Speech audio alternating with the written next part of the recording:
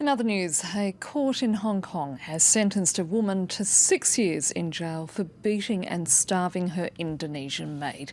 The 24-year-old victim told the court how she'd been forced to live on meagre rations of bread and rice and allowed only 4 hours of sleep a day.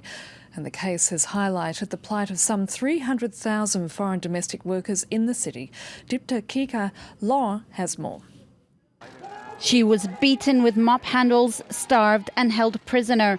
But walking on the steps of this Hong Kong court, 24-year-old Indonesian maid Ariana finally got justice.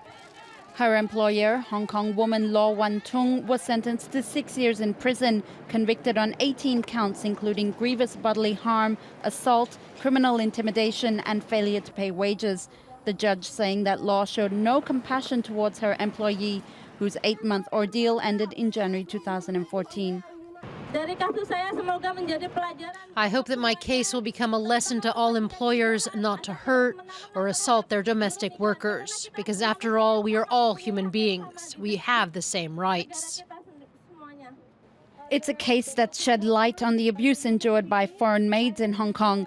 Campaign groups say that local laws have failed to protect the more than 300,000 foreign domestic workers living there, mainly from Indonesia and the Philippines. According to a survey by the Mission for Migrant Workers in 2013, around 1 in 5 workers are physically abused and nearly 60% are verbally abused.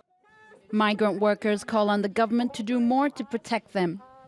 Bottom line is, abuse happens. Even with Ariana winning her case, the abuse continues because the policies are still in place.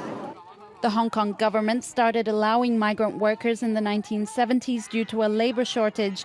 Many, however, don't even meet their employer before signing binding 2-year contracts.